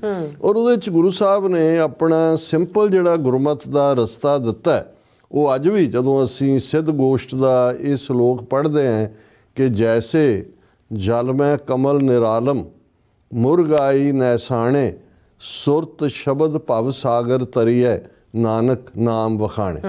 ਸਿੰਪਲ ਕਿ ਵੀ ਜਿਸ ਤਰ੍ਹਾਂ ਕਮਲ ਦਾ ਫੁੱਲ ਪਾਣੀ ਦੇ ਵਿੱਚ ਹੈ, ਲੇਕਿਨ ਉਸ ਤੋਂ ਉਹ ਜਿਹੜਾ ਚਿੱਕੜ ਹੈ, ਚਿੱਕੜ ਦੇ ਵਿੱਚ ਹੈ, ਪਰ ਉਹਨੂੰ ਪੋਹ ਨਹੀਂ ਸਕਦਾ ਚਿੱਕੜ। ਜੈਸੇ ਜਲ ਮੈਂ ਕਮਲ ਨਿਰਾਲਮ, ਉਹਦਾ ਬੜਾ ਨਿਰਾਲਾਪਨ ਕਾਇਮ ਹੈ, ਪਾਣੀ ਤੋਂ, ਚਿੱਕੜ ਤੋਂ ਬਿਲਕੁਲ ਪਾਸੇ ਉਸ ਦੀ ਆਪਣੀ ਖੂਬਸੂਰਤੀ, ਖੂਬਸੂਰਤ ਪੈਟਲਸ ਨੇ। ਮੁਰਗਾਈ ਨੈਸਾਣੇ, ਮੁਰਗਾਬੀਆਂ ਪਾਣੀ ਦੇ ਵਿੱਚ ਨੇ, ਪਰ ਪਾਣੀ ਤੋਂ ਉੱਪਰ ਉਹਨਾਂ ਦਾ ਇੱਕ ਆਪਣਾ ਵਜੂਦ, ਆਪਣੀ ਖੂਬਸੂਰਤੀ ਹੈ। ਇਸੇ ਤਰ੍ਹਾਂ ਜਿਹੜਾ ਸਾਡਾ ਰਾਹ ਹੈ, ਗੁਰੂ ਸਾਹਿਬ ਨੇ ਫਰਮਾਇਆ ਸੁਰਤ ਸ਼ਬਦ ਭਵ ਸਾਗਰ ਤਰੀਏ ਨਾਨਕ ਨਾਮ ਵਖਾਣੇ, ਕਿ ਭਾਈ ਸੁਰਤ ਸ਼ਬਦ ਦੇ ਵਿੱਚ ਜਦੋਂ ਟਿਕ ਜਾਂਦੀ ਹੈ ਤੇ ਇਹੀ ਇਸ ਸੰਸਾਰ ਤੋਂ ਤਰਨ ਦਾ ਰਸਤਾ ਹੈ, ਸੰਸਾਰ ਦੇ ਪਾਰ ਜਾਣ ਦਾ ਰਸਤਾ ਹੈ। ਫਿਰ ਨਾ ਮਾਇਆ ਮੋਹ ਸਕਦੀ ਹੈ, ਨਾ ਟੈਂਪਟੇਸ਼ਨਸ ਰੋਕ ਸਕਦੀਆਂ ਨੇ, ਨਾ ਹਉਮੈ ਤੁਹਾਡੇ ਰਾਹ ਦੇ ਵਿੱਚ ਰੁਕਾਵਟ ਹੈ, ਨਾ ਕਾਮ ਕ੍ਰੋਧ ਲੋਭ ਮੋਹ ਹੰਕਾਰ ਈਰਖਾ ਤੁਹਾਨੂੰ ਜਿਹੜੀਆਂ ਨੇ ਆਪਣੇ ਨਿਸ਼ਾਨੇ ਤੋਂ ਡਗਾ ਸਕਦੀਆਂ ਨੇ। ਇਹੀ ਜਿਹੜਾ ਹੈ ਸਿੱਖੀ ਦਾ, ਗੁਰਮਤ ਦਾ ਫਲਸਫਾ। ਔਰ ਗੁਰੂ ਅਰਜਨ ਸਾਹਿਬ ਨੇ ਸਿੰਪਲੀਫਾਈ ਕਰਕੇ ਕਿ ਭਾਈ ਸਰਬ ਧਰਮ ਮੈਂ ਸ੍ਰੇਸ਼ਟ ਧਰਮ, ਹਰ ਕੋ ਨਾਮ ਜਪ ਨਿਰਮਲ ਕਰਮ, ਕਿ ਭਾਈ ਇਹ ਸਭ ਤੋਂ ਸ੍ਰੇਸ਼ਟ ਧਰਮ ਇਹ ਹੈ ਕਿ ਜਿਸ ਰੱਬ ਨੇ ਪੈਦਾ ਕੀਤਾ ਹੈ, ਜੈ ਪ੍ਰਸਾਦ ਛੱਤੀ ਅੰਮ੍ਰਿਤ ਸਾਰੀ ਉਹ ਅਸ਼ਟਪਦੀ ਇਸ ਦੇ ਉੱਤੇ ਹੈ ਕਿ ਉਸ ਦਾ ਸ਼ੁਕਰਾਨਾ ਕਰੋ ਤੇ ਚੰਗੇ ਕੰਮ ਕਰੋ। ਔਰ ਇਹ ਦੂਸਰੇ ਜਿਹੜੇ ਹੁਣ ਜਦੋਂ ਤੁਸੀਂ ਆ ਕੁੰਭ ਦਾ ਦੇਖਦੇ ਹੋ, 4 ਦਰਿਆਵਾਂ ਦੇ ਕੰਢੇ ਦੇ ਉੱਤੇ, ਇਹਦਾ ਖਾਸ ਤੌਰ ਦੇ ਉੱਤੇ ਜਿਹੜੀ ਗੋਦਾਵਰੀ ਹੈ ਉਹ ਉਜੈਨ ਨਾਸਿਕ ਦੇ ਵਿੱਚ, ਉਜੈਨ ਦੇ ਵਿੱਚ ਸ਼ਿਪਰਾ ਨਦੀ, ਇੱਧਰ ਗੰਗਾ ਅਤੇ ਜਮਨਾ ਦਾ ਕੌਨਫਲੂਐਂਸ, ਔਰ ਇੱਧਰ ਹਰਿਦੁਆਰ ਦੇ ਵਿੱਚ ਕੱਲੀ ਗੰਗਾ। ਇਹ ਚਾਰੋਂ ਹੀ, ਜਿਸ ਨੂੰ ਇਹ 4 ਦਰਿਆ ਜਿਨ੍ਹਾਂ ਨੂੰ ਹੁਣ ਬ੍ਰਾਹਮਣਾਂ ਨੇ ਇਹਦੇ 'ਚ ਜਿੱਥੋਂ ਸ਼ੁਰੂ ਹੋ ਜਾਂਦੀ ਹੈ ਗੰਗਾ, ਉੱਥੋਂ ਬ੍ਰਾਹਮਣ ਬੈਠੇ ਨੇ ਐਂਡ ਤੱਕ ਗੰਗਾ ਇੱਥੋਂ ਵੀ ਨਿਕਲ ਕੇ ਬੰਗਾਲ 'ਚੋਂ ਜਾ ਕੇ ਬੰਗਲਾਦੇਸ਼ ਜਾ ਕੇ ਪਦਮਨੀ ਬਣ ਜਾਂਦੀ ਹਰ ਥਾਂ, ਕਿਉਂਕਿ ਹੁਣ ਪਵਿੱਤਰ ਹੈ। ਉਹਦੀ ਇੱਕ ਆਪਣੀ ਕਹਾਣੀ ਬਣਾਈ ਹੋਈ ਹੈ। ਸ਼ਿਵ ਜੀ ਦੀਆਂ ਜਟਾਵਾਂ 'ਚੋਂ ਨਿਕਲੀ, ਜਟਾਵਾਂ 'ਚੋਂ ਵੀ ਕਿਵੇਂ ਨਿਕਲੀ, ਕੌਣ ਲੈ ਕੇ ਆਇਆ, ਰਿਸ਼ੀ ਭਾਗੀਰਥ ਲੈ ਕੇ ਆਇਆ। ਹੁਣ ਜਮਨਾ ਤੇ ਗੰਗਾ ਜਿਹੜੀਆਂ ਨੇ ਇਹਨਾਂ ਦਾ ਆਪਸ 'ਚ ਕੀ ਮੇਲ ਹੈ, ਲੇਕਿਨ ਕਿਉਂਕਿ ਸੰਗਮ ਦੇ ਵਿੱਚ ਮਿਲੀਆਂ ਤੇ ਇੱਕ ਸਰਸਵਤੀ, ਹਾਲਾਂ ਇਹਦੀ ਇੰਟਰਪ੍ਰੀਟੇਸ਼ਨ ਉਹ ਆਪਣੇ ਜਾਣੇ ਬੜੀ ਫਿਲਸਫੀਕਲੀ ਦੇਣ ਦੀ ਕੋਸ਼ਿਸ਼ ਕਰਦੇ ਨੇ। ਇੱਕ ਅੱਜ ਉਹਨਾਂ ਦਾ ਸਾਧੂ ਕਹਿ ਰਿਹਾ ਸੀ ਕਿ ਅਸਲ 'ਚ ਗੰਗਾ ਜਮਨਾ ਤਾਂ ਤੁਹਾਡੇ ਅੰਦਰ ਇਨਫਲੂਐਂਸ ਜਿਹੜਾ ਹੈ ਜਾਂ ਉਹ ਤੁਹਾਡਾ ਆਪਣਾ ਹੀ ਪਾਰਟ ਹੈ। ਇੱਕ ਮਨ ਹੈ, ਇੱਕ ਚਿੱਤ ਹੈ, ਇੱਕ ਤੁਹਾਡੀ ਆਤਮਾ ਹੈ, ਇੱਕ ਤੁਹਾਡੀ ਬਾਡੀ ਹੈ, ਤੁਸੀਂ ਕੀ ਕਰਨਾ ਕੀ। ਪਰ ਕਿਉਂਕਿ ਬ੍ਰਾਹਮਣਵਾਦ ਦਾ ਜੱਫਾ ਇਸ ਕਦਰ ਕਰਮ ਕਾਂਡ ਰਾਹੀਂ ਮਚਿਆ ਕਿ ਉਹਨਾਂ ਦੇ ਦੁਆਲੇ ਸਾਰੀ ਲਾਈਫ ਘੁਮਾ ਦਿੱਤੇ ਉਹਨਾਂ ਨੇ ਕਿ ਭਾਈ ਤੁਸੀਂ ਪਹਿਲਾਂ ਤਾਂ ਜਨਮ ਤੋਂ ਲੈ ਕੇ ਐਂਡ ਤੱਕ ਤੁਸੀਂ ਬ੍ਰਾਹਮਣ ਤੋਂ ਬਿਨਾਂ ਸਰਵਾਈਵ ਹੀ ਨਹੀਂ ਕਰ ਸਕਦੇ। ਮਰੇ ਬੰਦੇ ਦੀਆਂ ਵੀ ਹੱਡੀਆਂ ਜਾ ਕੇ ਗੰਗਾ 'ਚ ਹਰਿਦੁਆਰ ਪਾਉਣ ਦਾ ਹੀ ਸੀ, ਉਹ ਰਾਹ 'ਚ ਹੀ ਮਰ ਜਾਂਦੇ ਸੀ ਅੱਧੇ ਕੁ ਵਿਚਾਰੇ ਤੁਰੇ। ਉੱਥੇ ਵੀ ਪਾਂਡੇ ਬੈਠੇ ਹੁੰਦੇ ਨੇ, ਤੁਸੀਂ ਉਹ ਬੱਸ ਅੱਡੇ 'ਤੇ ਉਤਰੋ ਜਾਂ ਟ੍ਰੇਨ ਸਟੇਸ਼ਨ 'ਤੇ ਉਤਰੋ, ਪਹਿਲਾਂ ਹੀ ਪੁੱਛਣ ਲੱਗ ਜਾਂਦੇ ਨੇ ਵੀ ਕੌਣ ਸੀ ਜ਼ਾਤ, ਕੌਣ ਸੀ ਗੋਤ, ਕਿਹੜਾ ਇਲਾਕਾ। ਉਹ ਪਾਂਡੇ ਅੱਡ ਅੱਡ ਜਿਹੜੇ ਨੇ ਉਹਨਾਂ ਨੇ ਬੜੇ ਬੜੇ ਰਜਿਸਟਰ ਰੱਖੇ ਹੋਏ ਨੇ। ਉਹ ਤੁਹਾਡੇ ਦਾਦੇ ਪੜਦਾਦੇ, ਉਹਨਾਂ ਦੇ ਵੀ ਅੱਗੋਂ ਦਾਦੇ ਪੜਦਾਦੇ, ਉਹਨਾਂ ਦੀ ਲਿਸਟ ਰੱਖੀ ਹੁੰਦੀ ਹੈ। ਉਹ ਆਪਣਾ ਕੰਮ ਕਰ ਰਹੇ ਹੁੰਦੇ ਨੇ। ਪਰ ਇਸ ਪਾਸੇ ਜਦੋਂ ਅਸੀਂ ਗੁਰਮਤਿ ਸਿਧਾਂਤ ਦੀ ਰੌਸ਼ਨੀ 'ਚ ਗੱਲ ਕਰਦੇ ਹਾਂ, ਇਹ ਠੀਕ ਹੈ ਉਹਨਾਂ ਨੇ ਆਪਣਾ 12 ਸਾਲੀ ਕੁੰਭ ਲਾਉਣਾ ਹੈ, 6 ਮਹੀਨੇ ਉਹਨੂੰ 6 ਸਾਲੀ ਉਹਨੂੰ ਅਰਧ ਕੁੰਭ ਕਹਿੰਦੇ ਨੇ। ਹੁਣ ਸਾਲਾਨਾ ਵੀ ਕੁੰਭ ਲੱਗਣ ਲੱਗ ਗਿਆ। ਪਰ ਗੁਰੂ ਸਾਹਿਬ ਨੇ, ਗੁਰੂ ਅਮਰਦਾਸ ਜੀ ਦੀ ਜਦੋਂ ਅਸੀਂ ਬਾਣੀ ਪੜ੍ਹਦੇ ਹਾਂ ਤਾਂ ਉਹਨਾਂ ਨੇ ਫਰਮਾਇਆ ਕਿ ਗੰਗਾ ਜਮਨਾ ਸਰਸਵਤੀ ਗੋਦਾਵਰੀ, ਹੁਣ ਇਹੀ 4 ਦਰਿਆ ਬੜੇ ਪਵਿੱਤਰ ਨੇ ਵੀ ਇਹਨਾਂ ਨੂੰ ਸਤਲੁਜ ਬਿਆਸ ਰਾਵੀ ਝਨਾਹ ਜੇਹਲਮ 'ਚ ਕੁਛ ਨਹੀਂ ਮਿਲਿਆ। ਔਰ ਕਿਉਂਕਿ ਇਹ ਕਰਮ ਕਾਂਡ ਦੇ ਨਾਲ, ਔਰ ਅਗੇਨ ਪ੍ਰੋਫੈਸਰ ਮੋਹਨ ਸਿੰਘ ਦੀ ਗੱਲ ਕਰਦੇ ਹਾਂ, ਉਹਨਾਂ ਦੀ ਇੱਕ ਨਜ਼ਮ ਹੈ ਕਿ ਮੇਰੇ ਫੁੱਲ ਝਨਾਹ ਵਿੱਚ ਪਾਣੇ, ਫੁੱਲ ਅਸਥੀਆਂ ਨੂੰ ਕਹਿੰਦੇ ਨੇ, ਬੋਨਸ ਨੂੰ। ਗੰਗਾ ਬਾਹਮਣੀ ਕੀ ਜਾਣੇ ਆਸ਼ਕੀ ਦੀ ਕੀਮਤ। ਹੁਣ ਕਿਉਂਕਿ ਸਾਡੇ ਲਈ ਤਾਂ ਜਦੋਂ ਅਸੀਂ ਝਨਾਹ ਜਾਂ ਸਾਡੇ ਲਈ ਜਦੋਂ ਅਸੀਂ ਸਤਲੁਜ ਦੀ ਗੱਲ ਕਰਦੇ ਹਾਂ ਕਿ ਸਤਲੁਜ ਦਾ ਉਹ ਪਵਿੱਤਰ ਜਲ ਜਿਹੜਾ ਲੋਹੇ ਦੇ ਬਾਟੇ ਦੇ ਵਿੱਚ ਪਾ ਕੇ ਅੰਮ੍ਰਿਤ ਤਿਆਰ ਕੀਤਾ ਜਾਂਦਾ, ਸਤਲੁਜ ਦੇ ਕੰਢੇ ਸਾਡਾ ਅਨੰਦਪੁਰ ਹੈ। ਔਰ ਸਾਡੇ ਲਈ ਤਾਂ ਉਹੀ ਰਾਵੀ ਦੇ ਕੰਢੇ ਗੁਰੂ ਅਰਜਨ ਸਾਹਿਬ ਜਿਹੜੇ ਹੈ ਉਹ ਡੇਰਾ ਸਾਹਿਬ ਲਾਹੌਰ ਸ਼ਹਾਦਤ ਹੁੰਦੀ ਹੈ। ਔਰ ਸਾਡੇ ਲਈ ਤਾਂ ਜਮਨਾ ਉਹ ਜਮਨਾ ਨਹੀਂ ਹੈ ਜਿਹੜੀ ਜਿੱਥੇ ਜਾ ਕੇ ਨਹਾਉਣ ਨਾਲ, ਗੰਗਾ 'ਚ ਮਿਲ ਕੇ ਤੇ ਉਹ ਡੁਬਕੀ ਲਾਉਣ ਨਾਲ ਜਿਹੜਾ ਉਹ ਪਾਪ ਧੁੱਪਣਗੇ। ਸਾਡੇ ਲਈ ਤਾਂ ਜਮਨਾ ਉਹ ਹੈ ਭੰਗਾਣੀ ਦਾ ਯੁੱਧ ਜਮਨਾ ਦੇ ਕੰਢੇ। ਔਰ ਉਸ ਯੁੱਧ ਦੇ ਵਿੱਚ ਉਹਦਾ ਜਦੋਂ ਬਿਆਨ 10ਵੇਂ ਪਾਤਸ਼ਾਹ ਦੀ ਅਸੀਂ ਦੇਖਦੇ ਹਾਂ ਉਹਨਾਂ ਦੀ ਬਾਣੀ ਰਾਹੀਂ, ਤੇ ਉਹ ਇਹ ਕਹਿੰਦੇ ਨੇ ਕਿ ਵੀ ਹੁਣ ਇੱਕ ਪਠਾਨ ਹਯਾਤ ਖਾਨ ਜਿਹੜਾ ਬੁੱਧੂ ਸ਼ਾਹ ਨੇ ਭੇਜਿਆ ਸੀ ਗੁਰੂ ਸਾਹਿਬ ਦੀ ਫੌਜ 'ਚ, ਬਾਅਦ 'ਚ ਡਿਫਲੈਕਟ ਕਰਕੇ ਜਾ ਕੇ 22 ਧਾਰ ਦੇ ਪਹਾੜੀ ਰਾਜਿਆਂ ਨਾਲ ਜੁੜ ਗਿਆ ਜੀ। ਔਰ ਇਧਰ ਉਦਾਸੀ ਇਸ ਸੰਪਰਦਾ ਵਾਲੇ 500 ਉਦਾਸੀ ਸੀ, 499 ਦੌੜ ਗਏ ਰਾਤੋਂ ਰਾਤ ਉੱਥੋਂ ਨਾ ਗਿਆ। ਇਹ ਬਾਬੇ ਨੇ ਮਰਵਾਉਣਾ ਸੀ, ਬਥੇਰਾ ਹੁਣ ਖਾ ਪੀ ਲਿਆ। ਇੱਕ ਰਹਿ ਗਿਆ ਮਹੰਤ ਕਿਰਪਾਲ ਦਾਸ, ਇਹ ਸਾਡਾ ਹਿਸਟੋਰੀਕਲ ਵੇਰਵਾ ਹੈ। ਔਰ ਕਿਰਪਾਲ ਦਾਸ ਦੇ ਕੋਲ ਮੋਟੀ ਡਾਂਗ ਹੈ, ਡੰਡਾ ਹੈ ਇੱਕ, ਔਰ ਉਹ ਜਾ ਕੇ ਹਯਾਤ ਖਾਨ ਦੇ ਸਾਹਮਣੇ ਘੋੜੇ ਦੇ ਉੱਤੇ ਜਿਹੜਾ ਉਹਨੂੰ ਵੰਗਾਰਦਾ। ਉਹ ਹੱਸਦਾ ਦੇਖ ਕੇ ਵੀ ਸਾਧ ਦੇ ਹੱਥ 'ਚ ਡੰਡਾ। ਹਯਾਤ ਖਾਨ ਬਹੁਤ ਪੇਸ਼ਾਵਰ ਫੌਜੀ ਸੀ, ਪਰ ਉਸ ਡਿਊਲ ਦੇ ਵਿੱਚ ਉਹ ਜਿਹੜਾ ਕਿਰਪਾਲ ਚੰਦ ਹੈ ਉਹ ਆਪਣੇ ਪੈਰ ਰਕਾਬਾਂ 'ਚ ਜੋੜ ਕੇ ਖੜਾ ਹੋ ਕੇ ਆਪਣਾ ਕੁੱਤਕਾ, ਡੰਡੇ ਨੂੰ ਕੁੱਤਕਾ ਕਹਿੰਦੇ ਨੇ, ਉਹਦੇ ਸਿਰ 'ਚ ਮਾਰਿਆ ਜ਼ੋਰ ਦੇ ਹਯਾਤ ਖਾਨ ਦਾ, ਤਾਂ ਉਹਦਾ ਸਿਰ ਖੁੱਲ ਗਿਆ। ਤੇ ਹੁਣ ਦਿਮਾਗ ਚਿੱਟਾ ਹੁੰਦਾ ਜਿਵੇਂ ਗੋਭੀ ਦਾ ਫੁੱਲ ਹੁੰਦਾ, ਐਵੇਂ ਦਾ ਉਹਦਾ ਸਟਰਕਚਰ ਹੈ। ਉਹ ਬਾਹਰ ਨਿਕਲ ਆਇਆ, ਉਹਦਾ ਜਿਹੜਾ ਸਾਰਾ ਮੇਦ ਹੈ, ਫੈਟ ਹੈ।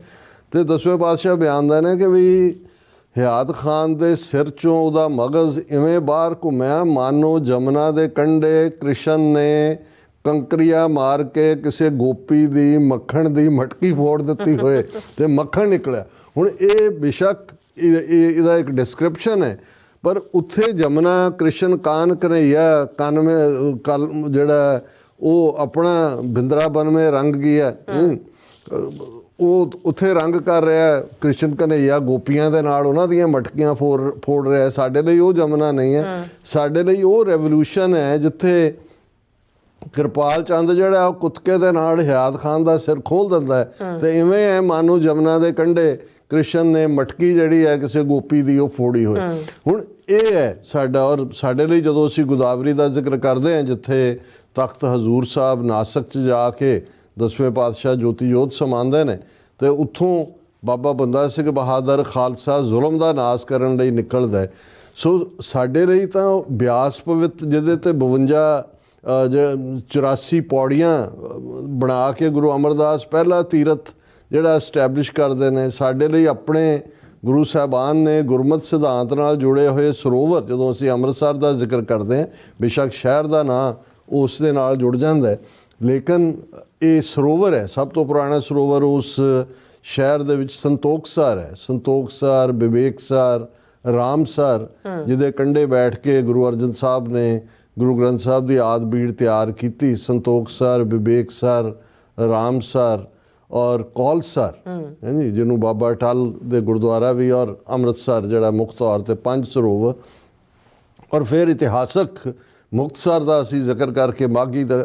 ਹੁਣ ਇੱਕ ਪਾਸੇ ਸਾਡੇ ਸਾਹਮਣੇ ਆਪਣੇ ਆਦਰਸ਼ ਨੇ ਕਿ ਭਾਈ ਗੰਗਾ ਜਮਨਾ ਸਰਸਵਤੀ ਗੋਦਾਵਰੀ ਤੇ ਕਰੇ ਉਦਮ ਧੂੜ ਸਾਧੂ ਕੀ ਤਾਈ, ਗੁਰੂ ਅਮਰਦਾਸ ਜੀ, ਕਿ ਵੀ ਇਹ ਦਰਿਆ ਜਿਨ੍ਹਾਂ ਦੇ ਅੱਗੇ ਅੰਦਰ ਜਾ ਕੇ ਲੋਕ ਆਪਣੀ ਮੈਲ ਭਰ ਦਿੰਦੇ ਨੇ, ਪਾਪ ਤਾਂ ਕੀ ਧੋਂਦੇ ਨੇ, ਘੱਟੋ ਘੱਟ ਗੰਦੇ ਸਰੀਰ ਜਿਹੜੇ ਜੇ ਹੁਣ 4 ਕਰੋੜ ਜਾਂ 40 ਕਰੋੜ ਪਤਾ ਨਹੀਂ ਕਿੰਨੇ ਬਣਾ ਦੇਣੇ ਨੇ ਉਹਨਾਂ ਨੇ, ਉਹ ਕਿੰਨਾ ਗੰਦ, ਉਹ ਪਹਿਲਾਂ ਹੀ ਪੋਲਿਊਟਡ ਰਿਵਰਸ ਨੇ।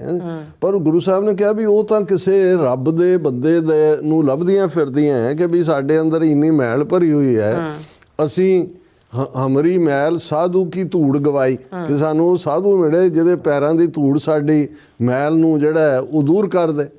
ਔਰ ਇਧਰ ਜੇ ਮਾਘੀ ਨੂੰ ਨਹਾਉਣ ਦਾ ਇਹਨਾਂ ਦਰਿਆਵਾਂ ਦੇ ਕੰਢੇ ਕੁੰਭ ਹੋ ਗਿਆ ਜਾਂ ਦੂਜਾ, ਤੇ ਇਧਰ ਗੁਰੂ ਅਰਜਨ ਸਾਹਿਬ ਦਾ ਫਰਮਾਨ ਹੈ ਮਾਘ ਮਜਨ ਸੰਗ ਸਾਧੂਆਂ ਧੂੜੀ ਕਰ ਇਸ਼ਨਾਨ, ਹਰ ਕਾ ਨਾਮ ਧਿਆਏ ਸੁਣ ਸਭਨਾ ਨੂੰ ਕਰਦਾ। ਅਗੇਨ ਉਹੀ ਤੇ ਕਰੇ ਉਦਮ ਧੂੜ ਸਾਧੂ ਕੀ ਤਾਈ, ਤੇ ਇੱਥੇ ਵੀ ਕਿ ਮਾਘ ਮਜਨ, ਮਜਨ ਇਸ਼ਨਾਨ ਨੂੰ ਕਹਿੰਦੇ ਨੇ, ਮਾਘ ਮਜਨ ਸੰਗ ਸਾਧੂਆਂ ਧੂੜੀ ਕਰ, ਕਿ ਸਾਧੂਆਂ ਦੇ ਧੂੜੀ ਦੇ ਵਿੱਚ ਇਸ਼ਨਾਨ। ਮਤਲਬ ਇਹ ਹੈ ਕਿ ਜਿਹੜਾ ਚੀਜ਼ ਅਸੀਂ ਮੰਗਦੇ ਹਾਂ 2 ਵੇਲੇ ਦੀ ਅਰਦਾਸ 'ਚ ਕਿ ਭਾਈ ਸਹੀ ਪਿਆਰੇ ਮੇਲ ਜਿਨ੍ਹਾਂ ਮਿਲਿਆ ਤੇਰਾ ਨਾਮ ਚਿਤਾਵੇ।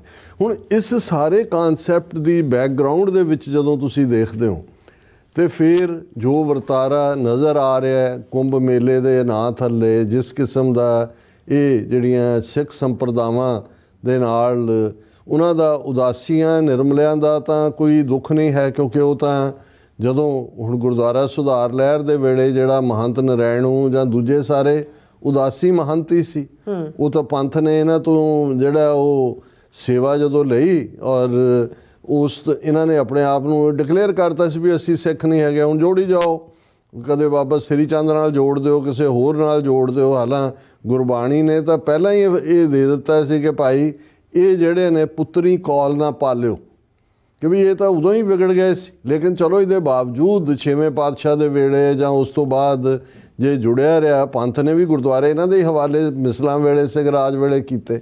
ਤੇ ਅਦਰਵਾਈਜ਼ ਜਦੋਂ ਫਿਰ ਵੇਲਾ ਆਇਆ, ਇਹ ਕਿਵੇਂ ਅੰਗਰੇਜ਼ ਸਰਕਾਰ ਦੇ ਹੱਥ ਠੋਕੇ ਹੀ ਨਹੀਂ, ਕਿਵੇਂ ਬਦ ਚੱਲਣ ਸਾਬਤ ਹੋਏ।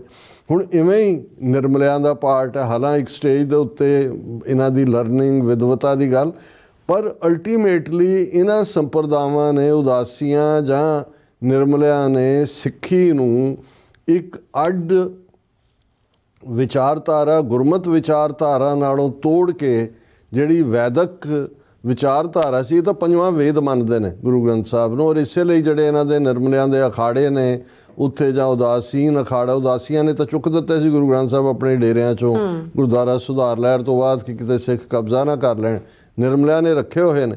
ਹੁਣ ਈਵਨ ਇਹਨਾਂ ਦਾ ਸਮਝ ਆ ਸਕਦਾ, ਕਿਉਂਕਿ ਉੱਥੇ ਜਿਹੜੇ ਇਹਨਾਂ ਦੇ 12 ਵੱਡੇ ਮੰਡਲ ਨੇ, ਜਿਨ੍ਹਾਂ ਦੇ ਵਿੱਚ ਜੌਨ ਅਖਾੜਾ ਸਭ ਤੋਂ ਵੱਡਾ ਹੈ, ਉਹਨਾਂ 'ਚ ਇੱਕ ਨਿਰਮਲ ਅਖਾੜਾ ਹੈ। ਔਰ ਇਹ ਜਦੋਂ ਇਹ ਡਿਸਾਈਡ ਕਰਦੇ ਨੇ, ਕਿਉਂਕਿ ਸਵੇਰ ਵੇਲੇ ਦਾ ਨਹਾਉਣਾ ਉੱਥੇ, ਜਿਹਨੂੰ ਇਹ ਅੰਮ੍ਰਿਤ ਵੇਲਾ ਦੇ ਨਾਲ ਜੋੜ ਕੇ ਅੰਮ੍ਰਿਤ ਮਹੂਰਤ, ਉਹ ਇਹਨਾਂ ਨੇ ਕਹਾਣੀ ਬਣਾਈ ਹੋਈ ਹੈ ਕਿ ਇਹ ਉਹ ਵੇਲਾ ਹੈ ਜਦੋਂ ਗੰਗਾ ਜਮਨਾ, ਉਹਨਾਂ ਦੀਆਂ ਪੂਰੀ ਮਿਥਿਹਾਸਕ ਕਹਾਣੀਆਂ ਨੇ ਕਿ ਵੀ ਉੱਥੇ ਦੇਵਤੇ ਇਸ਼ਨਾਨ ਕਰਨ ਆਉਂਦੇ ਨੇ। ਔਰ ਫਿਰ ਉਹਨਾਂ ਦੇਵਤਿਆਂ ਦੇ ਵਿੱਚ ਇਹ ਵੀ ਦੇਵਤੇ ਨੇ ਸਾਰੇ। ਸੋ ਉਹਦੇ 'ਚ ਜਦੋਂ ਉਹਨਾਂ ਨੇ ਉਹ ਜੌਨ, ਸਭ ਤੋਂ ਪਹਿਲਾਂ ਜਿਹੜੀ ਡਿਪ ਹੈ ਉਹ ਨਾਂਗੇ, ਜਿਹੜੇ ਸ਼ਕਲੋਂ ਹੀ ਤੁਸੀਂ ਦੇਖੋ ਵੀ ਕੀ ਹੈ, ਜਿਹਨੂੰ ਗੁਰੂ ਸਾਹਿਬ ਨੇ ਬਿਲਕੁਲ ਅਲਮਲ ਖਾਈ, ਸਿਰ ਛਾਈ ਪਾਈ, ਮੂਰਖ ਅੰਧੇ ਪੱਤ ਗਵਾਈ। ਤੁਸੀਂ ਉਹਨਾਂ ਦੇ ਨਾਲ ਜਾ ਕੇ ਖਲੋਂਦੇ ਹੋ ਵੀ ਉਹ ਅਲਮਲ ਗੰਦ ਖਾਣ ਵਾਲੇ, ਸਵਾਹ ਪਾਈ ਹੋਈ, ਉਹ ਸਭ ਤੋਂ ਪਹਿਲਾਂ ਉਹਨਾਂ ਦਾ ਅਧਿਕਾਰ ਹੈ, ਕਿਉਂਕਿ ਉਹ ਸਭ ਤੋਂ ਦੇਵਤੇ ਤਾਂ ਨਹਾ ਹੀ ਰਹੇ ਨੇ, ਉਹ ਦੇਵਤਿਆਂ ਨਾਲ ਨਹਾਉਣਗੇ, ਫਿਰ ਬਾਕੀ ਜਾਂਦੇ ਨੇ। ਫਿਰ ਇਹ ਵੀ ਵਿੱਚ ਬੜੇ ਹੁੰਦੇ ਨੇ, ਨਿਰਮਲੇ ਵੀ, ਦੂਜੇ ਵੀ। ਨਾਮਧਾਰੀਆਂ ਦਾ ਤਾਂ ਉਹ ਬਾਬਾ ਰਾਮ ਸਿੰਘ ਦੇ ਨਾਲ ਹੀ ਸਿੱਖੀ ਦੀ ਗੱਲ ਮੁੱਕ ਗਈ ਸੀ। ਇਹ ਤਾਂ ਅੱਜ ਮਤਲਬ ਹਵਨ ਕਰਾਉਣ ਵਾਲੇ ਔਰ ਦੂਸਰਾ ਤੀਸਰਾ ਕੰਮ। ਪਰ ਜਿਹੜਾ ਸਭ ਤੋਂ ਜ਼ਿਆਦਾ ਇਸ ਵੇਲੇ ਅੱਜ ਜਿਵੇਂ ਚਰਚਾ 'ਚ, ਉਹ ਬਾਬਾ ਹਰਨਾਮ ਸਿੰਘ ਧੁੰਮਾ ਦਾ ਜਿਹੜਾ ਇਹ ਵਰਤਾਰਾ ਹੈ। ਉਸ ਤੋਂ ਪਹਿਲਾਂ ਵੀ ਹੋਲੀ ਦੇ ਮੌਕੇ ਰੰਗ ਵੀ ਤੁਸੀਂ ਲਾ ਰਹੇ ਹੋ, ਵੰਡ ਵੀ ਰਹੇ ਹੋ, ਕਿਉਂਕਿ ਜਦੋਂ ਆਮ ਨੌਜਵਾਨ ਸੰਤ ਜਰਨੈਲ ਸਿੰਘ ਖਾਲਸਾ ਪਿੰਡਾਂ ਵਾਲਿਆਂ ਦੇ ਇਸ ਦੌਰ ਨੂੰ ਦੇਖਦਾ, ਇਸ ਸਟਰਗਲ ਨੂੰ, ਜਿੱਥੇ ਕਿ ਅਸੀਂ ਇਹ ਲਾਈਨ ਖਿੱਚ ਦਿੱਤੀ ਹੋਈ ਹੈ ਕਿ ਭਾਈ ਇਹਨਾਂ ਦੇ ਨਾਲ, ਕਿਉਂਕਿ ਸੰਤਾਂ ਦੇ ਹੀ ਅਲਫਾਜ਼ ਨੇ ਕਿ ਜਿਸ ਦਿਨ ਭਾਰਤੀ ਫੌਜ ਦੇ ਪੈਰ ਦਰਬਾਰ ਸਾਹਿਬ ਦੀ ਹਦੂਦ 'ਚ ਪਏ, ਖਾਲਿਸਤਾਨ ਦੀ ਨਹੀਂ ਰੱਖੀ ਜਾਏਗੀ। ਹੁਣ ਇੱਕ ਪਾਸੇ ਤਾਂ ਉਹਦੇ ਲਈ 1.5 ਲੱਖ ਤੋਂ ਜ਼ਿਆਦਾ ਕੁਰਬਾਨੀਆਂ, ਉਸ ਸਾਰੇ ਨੂੰ ਅੱਗੇ ਤੋਰਨ ਦੀ ਗੱਲ। ਦੂਸਰੇ ਪਾਸੇ ਤੁਸੀਂ ਇਸ ਲੈਵਲ 'ਤੇ ਜਾ ਕੇ ਬਿਲਕੁਲ, ਉਸ ਤੋਂ ਪਹਿਲਾਂ ਵੀ ਪਿਛਲੀਆਂ ਮਹਾਰਾਸ਼ਟਰ ਦੀਆਂ ਚੋਣਾਂ ਵੇਲੇ ਇੱਕ ਪ੍ਰੈਸ ਕਾਨਫਰੰਸ ਕਰਕੇ ਉਹ ਕਹਿ ਰਹੇ ਨੇ ਵੋਟਾਂ ਬੀਜੇਪੀ ਨੂੰ ਪਾਓ। ਹੁਣ ਤੁਸੀਂ ਉਹਨਾਂ ਦਾ ਜਿਹੜਾ ਬੀਜੇਪੀ ਦਾ ਕੀ ਰੋਲ ਹੈ। ਸੋ ਮਤਲਬ ਜਿਹੜਾ ਸਭ ਤੋਂ ਜ਼ਿਆਦਾ ਮੈਂ ਸਮਝਦਾ ਵੀ ਅਫਸੋਸਨਾਕ ਪਾਰਟ ਹੈ। ਹਾਲਾਂਕਿ ਜਿਵੇਂ ਮੈਂ ਕਿਹਾ ਵੀ ਮੈਂ ਕੋਈ ਖੰਡਨ ਮੰਡਨ 'ਚ ਜਾਣ 'ਚ ਮੇਰਾ ਯਕੀਨ ਨਹੀਂ ਹੈ। ਅਸੀਂ ਤਾਂ ਉਹ ਵੀ ਵੇਲਾ ਦੇਖਿਆ ਜਦੋਂ ਕਿ ਇਸ ਕਰਕੇ ਹੀ ਬਹੁਤ ਸਾਰੇ ਸਾਡੇ ਨਾਲ ਨਾਰਾਜ਼ ਸੀ, ਜਿਹੜੇ ਕਿ ਜੀ ਇਹ ਸੰਤਾਂ ਨੂੰ ਸ਼ਹੀਦ ਕਹਿੰਦੇ ਨੇ। ਮੈਂ ਤਾਂ 90-91 ਤੋਂ ਹੀ ਜਿਹੜਾ ਇਸ ਗੱਲ ਦੇ ਉੱਤੇ ਸਾਡੇ ਪ੍ਰਤੀ ਜਿਹੜਾ ਇਹ ਰਿਹਾ, ਤੇ ਜਿਹੜੇ ਕਿੰਨੇ ਸਾਲ ਉਹਨਾਂ ਨੂੰ ਚੜ੍ਹਦੀ ਕਲਾ 'ਚ ਕਹਿ ਕੇ ਚੜ੍ਹਦੀ ਕਲਾ ਦੇ ਉਹਨਾਂ ਦੀਆਂ ਅਰਦਾਸਾਂ ਤੇ ਅਖੰਡ ਪਾਠ ਵੀ ਕਰਵਾਉਂਦੇ ਰਹੇ। ਇਵੈਂਚੁਅਲੀ ਇਹੀ ਧੁੰਮਾ ਜੀ ਨੇ ਉਹਨਾਂ ਦਾ ਭੋਗ ਵੀ ਪਾਇਆ, ਤੇ ਹੁਣ ਜਿਹੜਾ ਉਹਨਾਂ ਦਾ ਸ਼ਹੀਦੀ ਦਿਨ ਵੀ ਮਨਾਉਂਦੇ ਨੇ। ਪਰ ਜਿਸ ਲੈਵਲ ਦੇ ਉੱਤੇ ਇਹ ਜਾ ਕੇ ਪੂਰੀ ਇਹ ਸਾਰੀ ਗੱਲ ਨੂੰ ਲਿਆਂਦਾ ਗਿਆ, ਇਹ ਅਨਐਕਸੈਪਟੇਬਲ ਹੈ। ਇਹ ਬਿਲਕੁਲ ਗੁਰਮਤਿ ਸਿਧਾਂਤ ਨਾਲ ਇਹਦਾ ਕੋਈ, ਇਹ ਬਿਲਕੁਲ ਤੁਸੀਂ ਉਹੀ ਕੰਮ ਕਰ ਰਹੇ ਹੋ ਜੋ ਹਿੰਦੂ ਤਾਂ ਵੀ ਉਹਨਾਂ ਨੂੰ ਕੋਈ ਪ੍ਰੋਬਲਮ ਨਹੀਂ ਹੈ। ਉਹਨਾਂ ਦੇ ਤਾਂ ਆਪਣੇ ਨਾਂਗੇ ਜਾਂ ਦੂਜੇ ਤੀਜੇ ਸਭ ਦੇ ਵਾਲ ਰੱਖੇ ਹੋਏ ਨੇ। ਵਾਲ ਰੱਖਣ ਦਾ ਮਤਲਬ ਹੀ ਜੇ ਸਿਰਫ ਇਹੀ ਹੈ ਜਟਾ ਜੂਟ ਹੋਣਾ ਹੀ ਆ, ਉਹ ਤਾਂ ਸਾਰੇ ਹੀ ਸਾਧੂ ਉਹਨਾਂ ਦੇ ਜਟਾ ਜੂਟ ਨੇ। ਜਿਹੜਾ ਨਿਰਾਲਾ ਪੰਥ, ਵੱਖਰਾ ਪੰਥ, ਔਰ ਜਿਸ ਪ੍ਰਥਾਏ ਜਦੋਂ ਅਸੀਂ ਇਹ ਕਹਿੰਦੇ ਹਾਂ ਕਿ ਮਾਰਿਆ ਸਿੱਕਾ ਜਗਤ ਵਿੱਚ ਨਾਨਕ ਨਿਰਮਲ ਪੰਥ ਚਲਾਇਆ, ਉਹਨੇ ਨਿਰਮਲੇ ਤਾਂ ਨਹੀਂ ਚਲਾਇਆ। ਨਿਰਮਲ ਪੰਥ ਤਾਂ ਉਹ ਪੰਥ ਹੈ ਜਿਸ ਨੂੰ ਸ਼ਬਦ ਜਿੱਤੀ ਸਿੱਧ ਮੰਡਲੀ ਕੀਤੋਸ ਆਪਣਾ ਪੰਥ ਨਿਰਾਲਾ। ਔਰ ਜੇ ਇੱਕ ਉੱਤਮ ਪੰਥ ਸੁਣਿਓ, ਇਹ ਈਵਨ 10ਵੇਂ ਪਾਤਸ਼ਾਹ ਦਾ ਖੰਡੇ ਦੀ ਪਹੁਲ ਦੇਣ ਤੋਂ ਪਹਿਲਾਂ ਦੇ ਅਸੀਂ ਫਰਮਾਨ 9 ਗੁਰੂ ਸਾਹਿਬਾਨ ਦੇ ਜੀਵਨ ਦੇ ਨਾਲ ਜੋੜ ਕੇ ਦੇਖ ਰਹੇ ਹਾਂ। ਤੇ ਜੇ ਇਸ ਸਾਰੇ ਨੂੰ ਅਲਟੀਮੇਟਲੀ ਇਹਨਾਂ 'ਚ ਹੀ ਰਲਗੱਡ ਕਰਨਾ ਹੈ, ਇਹਨਾਂ ਦੀ ਹੋਲੀ ਸਾਡੀ ਹੋਲੀ ਹੈ, ਇਹਨਾਂ ਦਾ ਕੁੰਭ ਸਾਡਾ ਕੁੰਭ ਹੈ, ਇਹਨਾਂ ਦੀਆਂ ਗੰਗਾ ਜਮਨਾ ਨਦੀਆਂ ਸਾਡੇ ਲਈ ਪਵਿੱਤਰ ਨਦੀਆਂ ਬਣ ਗਈਆਂ, ਸਾਡੇ ਲਈ ਸਰੋਵਰ ਜਾਂ ਗੁਰਮਤ, ਤੇ ਫਿਰ ਇਹੀ ਗੱਲ ਤਾਂ ਹਿੰਦੂ ਤੋਂ ਵੀ ਚਾਹੁੰਦੇ ਨੇ। ਉਹਨਾਂ ਨੂੰ ਕੋਈ ਪ੍ਰੋਬਲਮ ਨਹੀਂ ਹੈ ਤੁਸੀਂ ਰਹਿਣ ਸਾਰੀ ਰਾਤ ਕੀਰਤਨ ਕਰੋ, ਸਾਰਾ ਦਿਨ ਕਰੋ, ਹਾਥੀਆਂ ਦੇ ਜਲੂਸ ਕੱਢੋ, ਔਰ ਬੜੇ ਜਿਹੜੇ ਨੇ ਉਹ ਲੰਗਰ ਲਾਓ, ਉੱਥੇ ਜਾ ਕੇ ਲੰਗਰ ਲਾਉਣ ਵਾਲੇ ਵੀ ਪਹੁੰਚੇ ਹੋਏ ਨੇ। ਚਲੋ ਉਹ ਸਮਝ ਆ ਸਕਦਾ ਕਿ ਜੇ ਤੁਸੀਂ ਕਿਤੇ ਵੀ ਗੈਦਰਿੰਗ ਹੈ, ਉਹ ਵੀ ਉੱਥੇ ਆਲਰੇਡੀ ਗੁਰਦੁਆਰੇ ਹੈਗੇ ਨੇ, ਹਰਿਦੁਆਰ 'ਚ ਵੀ ਨੇ, ਇਲਾਹਾਬਾਦ 'ਚ ਵੀ ਹੈ, ਫਲਾਣੇ 'ਚ ਵੀ ਹੈ, ਦੂਜੇ ਵੀ। ਲੇਕਿਨ ਇਸ ਲੈਵਲ ਦੇ ਉੱਤੇ ਜਾ ਕੇ ਜਦੋਂ ਤੁਸੀਂ ਪੰਥ ਦੋਖੀਆਂ ਦੇ ਨਾਲ ਉਹ ਹਿੰਦੂ ਤਵੀ ਜਿਹੜੇ ਤੁਹਾਡਾ ਨਾਮੋ ਨਿਸ਼ਾਨ ਮਿਟਾਉਣਾ ਚਾਹੁੰਦੇ ਨੇ, ਜਿਨ੍ਹਾਂ ਦੀ ਇੱਕ ਨੀਤੀ, ਜਿਨ੍ਹਾਂ ਦੇ ਕੋਲ ਅੱਜ ਦਿੱਲੀ 'ਚ ਪਾਵਰ ਹੈ ਔਰ ਜੋ ਕੁਛ ਉਹ ਕਰ ਰਹੇ ਨੇ, ਤੇ ਇਸ ਦੇ ਬਾਵਜੂਦ ਜੇ ਜਾ ਕੇ ਹਾਲਾਂ ਇਹਨਾਂ ਨੇ ਇਹਨੂੰ ਬਹੁਤ ਵੱਡੀ ਇਵੈਂਟ ਮਹਾਕੁੰਭ ਦੇ ਨਾਂ ਥੱਲੇ ਜੇ ਇੰਨੇ ਮੁਲਕਾਂ ਦੇ ਐਂਬੈਸਡਰ ਦੂਜੇ ਜਾਣਗੇ, ਉਹ ਜਦੋਂ ਦਾ ਉੱਥੇ ਸਟੈਂਪੀਡ ਹੋਈ ਹੈ, ਕੋਈ ਡੁੱਬ ਗਏ, ਕੋਈ ਪਤਾ ਨਹੀਂ, ਮਰਨ ਨੂੰ ਤਾਂ 30-40 ਕਹਿ ਰਹੇ ਨੇ, ਸੈਂਕੜਿਆਂ 'ਚ 3 ਜਿਹੜੀਆਂ ਨੇ ਸਟੈਂਪੀਡਸ ਹੋਈਆਂ ਨੇ, ਜਿਹੜੀਆਂ ਹੁਣ ਨਿਕਲ ਕੇ ਮੀਡੀਆ 'ਚ ਆ ਰਿਹਾ। ਉਹਨਾਂ 'ਚੋਂ ਕੁਛ ਤਾਂ ਪਿੱਛੇ ਮੁੜ ਗਏ ਕਿ ਵੀ ਨਹੀਂ ਹੈ। ਸੋ ਇਹ ਦੁਨੀਆ ਨੂੰ ਦੱਸ ਰਹੇ ਨੇ, ਇਹਨਾਂ ਦਾ ਮਕਸਦ ਇਹ ਹੈ ਕਿ ਇਹ ਹਿੰਦੂ ਪਾਵਰ ਦੇਖੋ ਕਿ ਬਈ ਤੁਹਾਡੇ ਇੱਥੇ ਜਿਹੜੇ ਨੇ ਉਹ ਜਿਹੜਾ 30 ਕਰੋੜ 40 ਕਰੋੜ ਨੂੰ ਉੱਥੇ ਨਵਾ ਰਹੇ ਨੇ ਲਿਆ ਕੇ, ਉਹ ਇਨਫੈਕਟ ਇਹੀ ਸ਼ੋਅ ਕਰ ਰਹੇ ਨੇ ਕਿ ਜੀ ਸਾਡੀ ਹੁਣ ਉਹਨੂੰ ਤੁਸੀਂ VIP ਕਲਚਰ ਉੱਥੇ ਲਿਆ ਕੇ ਰੀਲਸ ਵੀਡੀਓ, ਬੜੇ ਫਿਲਮੀ ਐਕਟਰ ਦੂਜੇ ਤੀਜੇ ਬੜੇ ਆਪਣੇ ਜਿਹੜੇ ਨੇ ਉਹ ਲੱਗੇ ਹੋਏ ਨੇ। ਸੋ ਉਹਨਾਂ ਦੇ ਕੋਲ ਤਾਂ ਰੂਹਾਨੀਅਤ ਮਿਸਿੰਗ ਹੈ। ਉਹ ਤਾਂ ਇਸ ਕਿਸਮ ਦੀ ਪੰਪ ਐਂਡ ਚੋਇੰਟ ਕਈ ਹਜ਼ਾਰ ਕਰੋੜ ਟੈਕਸ ਪੇਅਰ ਮਨੀ ਦਾ ਇਸਤੇਮਾਲ ਕਰਕੇ ਇਵੇਂ ਕਰ ਰਹੇ ਨੇ। ਪਰ ਜਿਹੜੀ ਸਭ ਤੋਂ ਦੁਖਦਾਈ ਗੱਲ ਕਿ ਜਿੱਥੇ ਇੱਕ ਪਾਸੇ ਗੁਰੂ ਸਾਹਿਬ ਨੇ ਸਾਨੂੰ ਉਹ ਰਸਤਾ ਦਿੱਤਾ ਜਿਸ ਪ੍ਰਥਾਏ ਗੁਰੂ ਨਾਨਕ ਸਾਹਿਬ ਨੇ ਫਰਮਾਇਆ, ਕਾਦੀ ਕੂੜ ਬੋਲ ਮਲ ਖਾਏ, ਬ੍ਰਾਹਮਣ ਨਾਵੇ ਜੀਆਂ ਕਾਏ, ਜੋਗੀ ਜੁਗਤ ਨਾ ਜਾਣੈ ਅੰਧ, ਤੀਨੇ ਉਜਾੜੇ ਕਾ ਬੰਦ। ਕਿ ਇਹਨਾਂ ਤਿੰਨਾਂ ਦੇ ਮਗਰ ਲੱਗਣਾ ਜਿਹੜਾ ਹੈ, ਉਜਾੜੇ ਨੂੰ ਸੱਦਾ ਦੇਣਾ।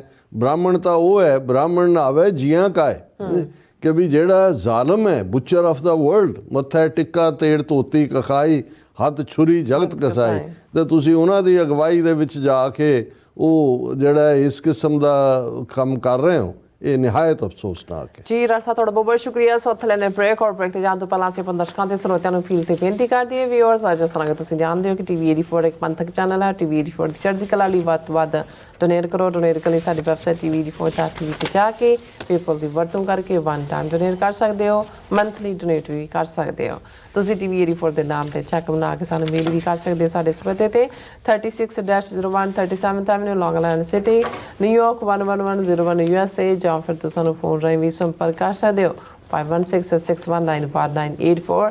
ਤੁਸੀਂ ਸਾਨੂੰ ਈਮੇਲ ਵੀ ਕਰ ਸਕਦੇ info@tv84.tv ਤੇ ਅਸੀਂ ਤੁਹਾਡੇ ਤਹਿ ਦਿਲ ਤੋਂ ਸ਼ੁਕਰਗੁਜ਼ਾਰ ਹੋਵਾਂਗੇ। ਸੋ ਇੱਥੇ ਲੈਣੇ ਬ੍ਰੇਕ ਵਿਊਅਰਸ, ਇਸ ਤਰ੍ਹਾਂ ਬੜੇ ਰਹਿਣਾ। ਮਿਲਦੇ ਹਾਂ ਆਫਟਰ ਦਿਸ ਸ਼ਾਰਟ ਬ੍ਰੇਕ।